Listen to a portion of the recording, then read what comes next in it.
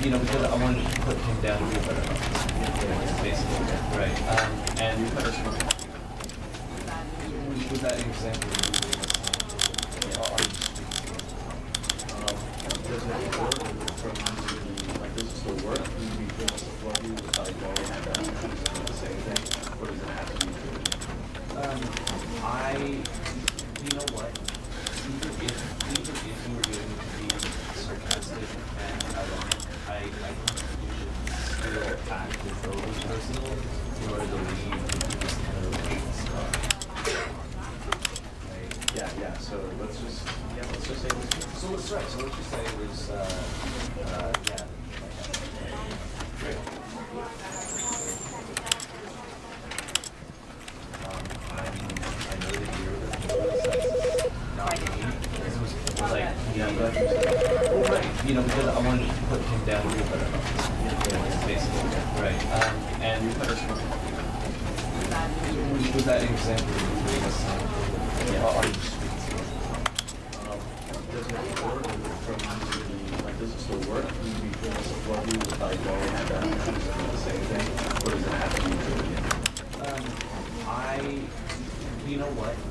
Even if you were doing it to be sarcastic and ironic, I think you should still act as though it was personal in order to leave this kind of stuff.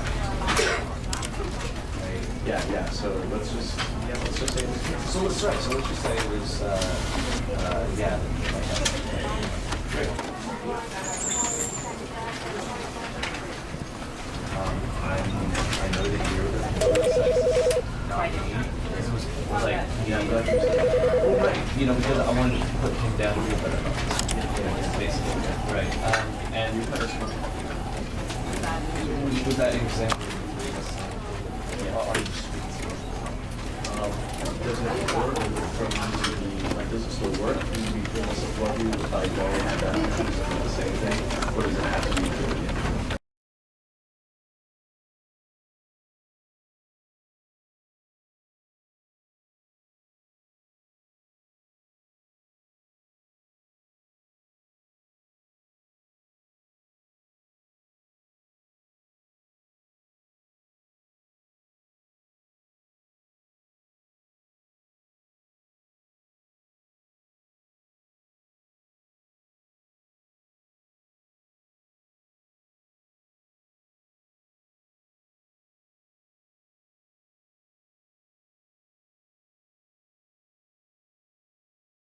This is the story of a man named Stanley. Stanley worked for a company in a big building where he was employee number 427. Employee number 427's job was simple. He sat at his desk in room 427 and he pushed buttons on a keyboard. Orders came to him through a monitor on his desk, telling him what buttons to push, how long to push them, and in what order. This is what employee 427 did every day of every month of every year.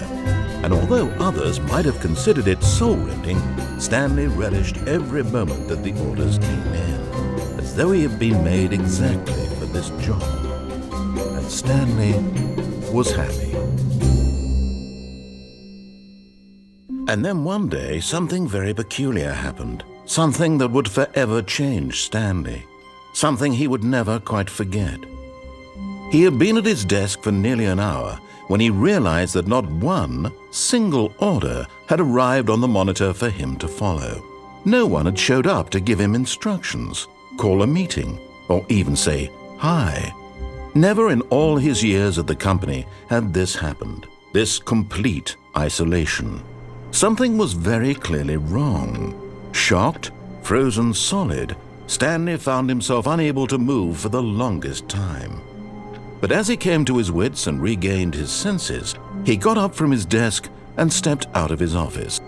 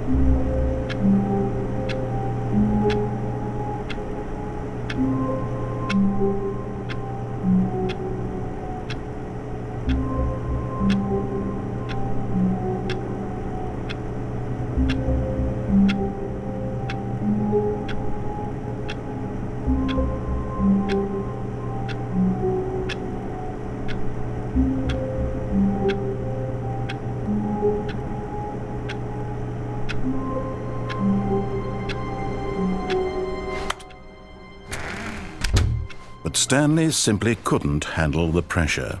What if he had to make a decision? What if a crucial outcome fell under his responsibility? He had never been trained for that. No. This couldn't go any way except badly. The thing to do now, Stanley thought to himself, is to wait. Nothing will hurt me. Nothing will break me. In here I can be happy forever. I will be happy. Stanley waited. Hours passed, then days. Had years gone by? He no longer had the ability to tell.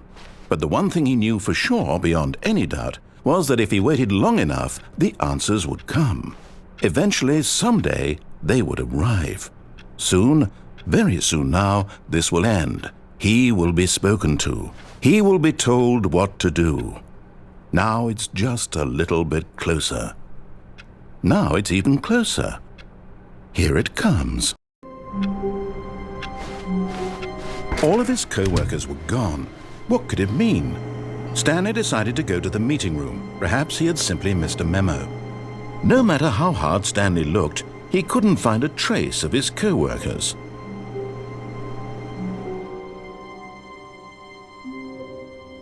At first, Stanley assumed he'd broken the map, until he heard this narration and realized it was part of the game's design all along. He then praised the game for its insightful and witty commentary into the nature of video game structure and its examination of structural narrative tropes. So, now that you're here, what do you think? Isn't this a fun and unique place to be? Why don't we take a minute just to drink it all in? Okay, I'm over it now. What do you think? Are you sick of this gag yet? Ah, then in that case we'll continue. But now, here comes the real question. What do you think would have happened if you had told me that you wanted this to stop? Do you think it would have been particularly different? Would I have taken the same idea but rephrased it superficially to fit that answer? Perhaps you never would even have thought of it if I hadn't brought up the issue in the first place. Oh, now think about it. Will it be worth it for you to restart and then come back here just to do the other option? Clearly, this whole gag takes some time. What if the other option is even longer? How long will you spend in total just to have heard all the narration? Oh, and this is rich. Perhaps you've just played the other option, and now you've come to see what happens in this one. So, what do you think? Which choice was the better one? Imagine if you had selected Continue on your first playthrough, how tantalizing it would be not knowing what happens when you pick the other option. Indeed, you are one of the lucky ones. Though if the other option is really miserable to listen to, then perhaps you're not. In fact, I'm just going to say that no one who's listening to this is lucky.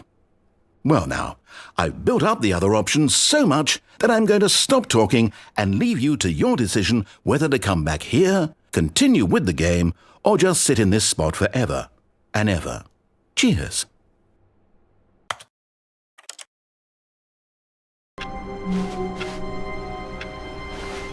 All of his co-workers were gone. What could it mean? Stanley decided to go to the meeting room. Perhaps he had simply missed a memo. No matter how hard Stanley looked, he couldn't find a trace of his co-workers.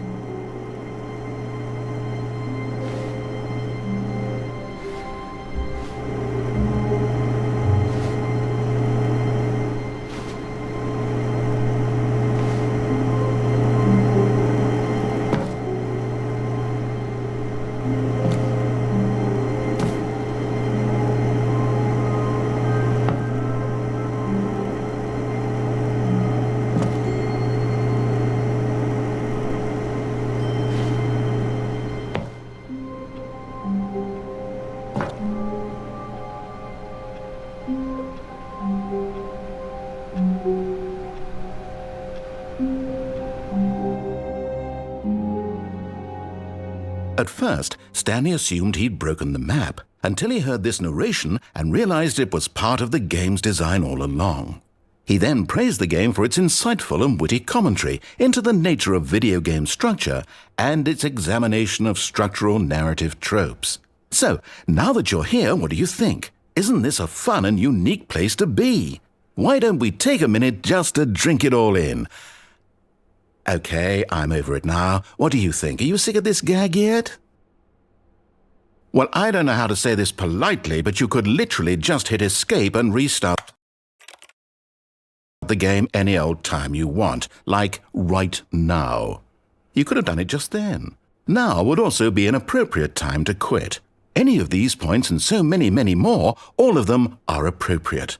I'm enjoying what seems to be an internal conflict going on where you are literally unable to act on your own desires to restart the game. So, just to push the envelope, I'm going to try and make this as miserable as possible and see how long you can maintain.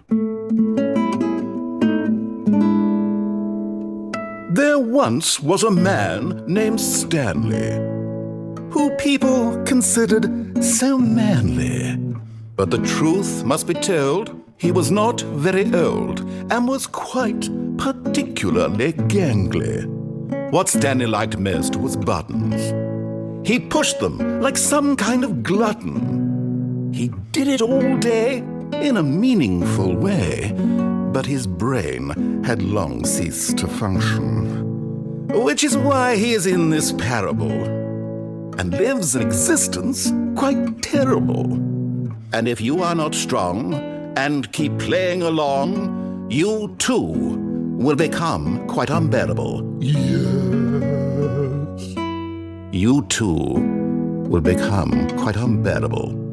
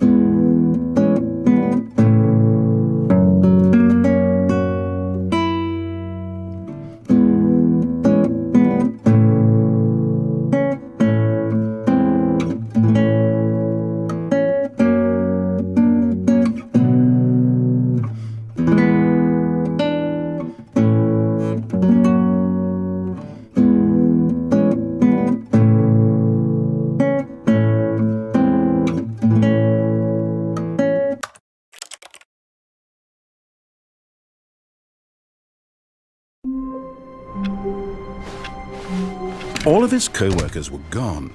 What could it mean? Stanley decided to go to the meeting room. Perhaps he had simply missed a memo.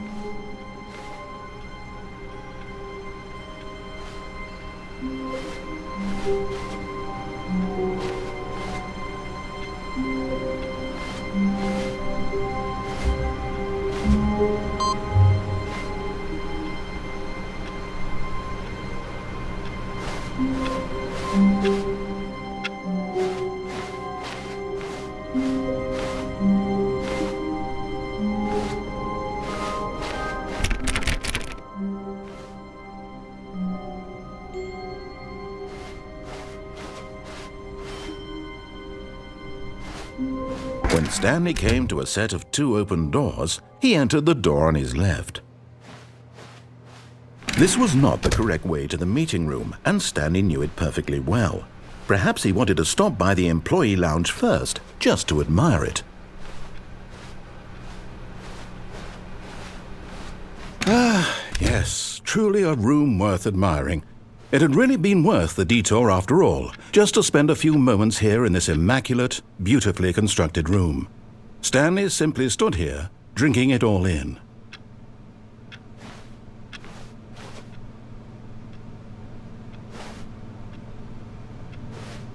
Yes, really, really worth it being here in the room. A room so utterly captivating that even though all your co-workers have mysteriously vanished, here you sit looking at these chairs and some paintings. Really worth it. But eager to get back to business, Stanley took the first open door on his left.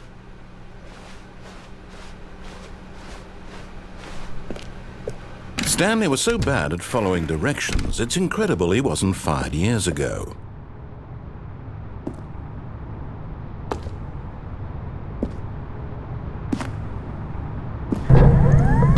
Oh, well, look who's got cold feet. Sorry to break it to you, Stanley, but that lift isn't coming back. You'd best either get comfortable right here on this platform, or test your luck by jumping to the floor below. You know what? Looking at it now, it's not that far to the bottom floor. I bet you can make it.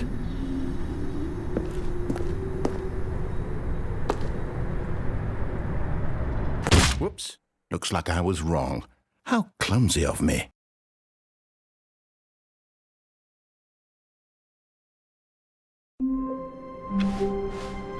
All of his co-workers were... Wait, no. This isn't the right office, is it? Is this Stanley's office?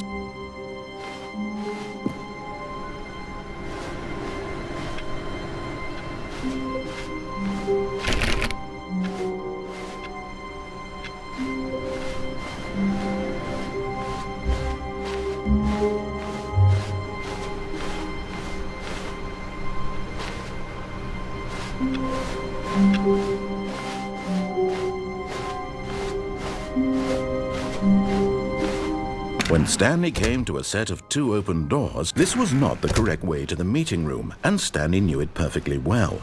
Perhaps he wanted to stop by the employee lounge first, just to admire it. Wow, yes, this room. What a beautiful room. What a gorgeous, gorgeous room. Thank goodness Stanley had taken this detour on his way to the meeting room. Life without having experienced this room was now too horrible even to consider.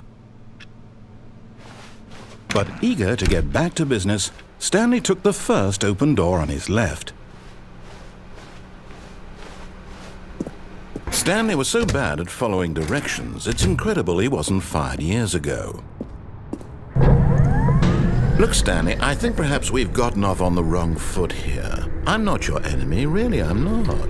I realize that investing your trust in someone else can be difficult, but the fact is that the story has been about nothing but you all this time. There's someone you've been neglecting, Stanley. Someone you've forgotten about. Please, stop trying to make every decision by yourself. Now, I'm not asking for me, I'm asking for her. This is it, Stanley. Your chance to redeem yourself.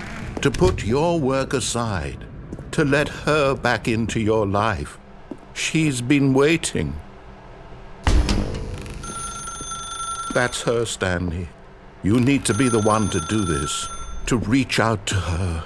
If you can truly place your faith in another, then pick up the phone.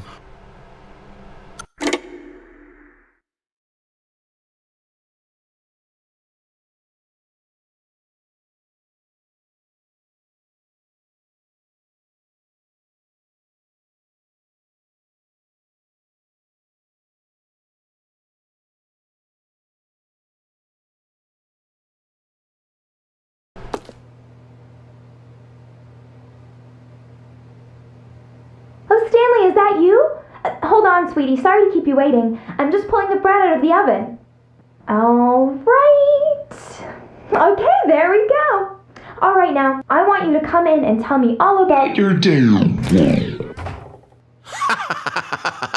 Gotcha! Oh, come on. Did you actually think you had a loving wife who'd want to commit their life to you? I'm trying to make a point here, Stanley. I'm trying to get you to see something. Come inside. Let me show you what's really going on here.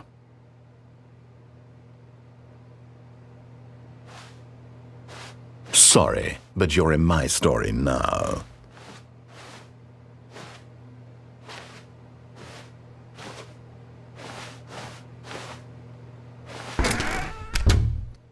This is a very sad story about the death of a man named Stanley.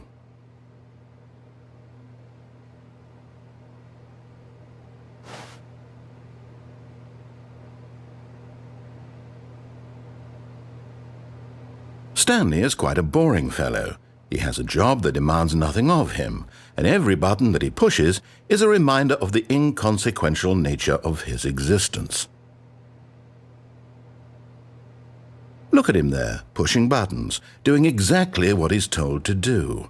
Now he's pushing a button. Now he's eating lunch. Now he's going home. Now he's coming back to work. One might even feel sorry for him, except that he's chosen this life. But in his mind, he can go on fantastic adventures. From behind his desk, Stanley dreamed of wild expeditions into the unknown, fantastic discoveries of new lands. It was wonderful, and each day that he returned to work was a reminder that none of it would ever happen to him. And so he began to fantasize about his own job. First, he imagined that one day while at work, he stepped up from his desk to realize that all of his co-workers, his boss, everyone in the building had suddenly vanished off the face of the earth. The thought excited him terribly. So he went further. He imagined that he came to 2 open doors and that he could go through either. At last, choice. It barely even mattered what lay behind each door. The mere thought that his decisions would mean something was almost too wonderful to behold.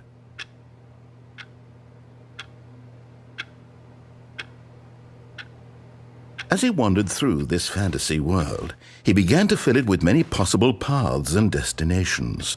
Down one path lay an enormous round room with monitors and mind controls. And down another was a yellow line that weaved in many directions, and down another was a game with a baby.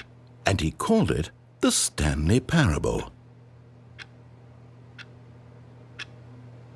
It was such a wonderful fantasy, and so in his head he relived it again, and then again, and again, over and over, wishing beyond hope that it would never end, that he might always feel this free. Surely there's an answer down some new path, mustn't there be? Perhaps if he played just one more time.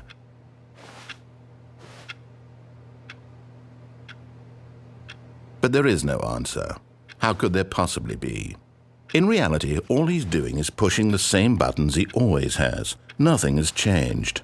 The longer he spends here, the more invested he gets, the more he forgets which life is the real one. And I'm trying to tell him this, that in this world he can never be anything but an observer, that as long as he remains here, he's slowly killing himself. But he won't listen to me. He won't stop. Here, watch this. Stanley, the next time the screen asks you to push a button, do not do it. You see? Can he just not hear me? How can I tell him in a way that he'll understand that every second he remains here, he's electing to kill himself? How can I get him to see what I see? How can I make him look at himself? I suppose I can't, not in the way I want him to. But I don't make the rules. I simply play to my intended purpose, the same as Stanley. We're not so different, I suppose. I'll try once more to convey all this to him. I'm compelled to. I must. Perhaps, well, maybe this time he'll see. Maybe this time. And I tried again, and Stanley pushed a button. And I tried again, and Stanley pushed a button. And I tried.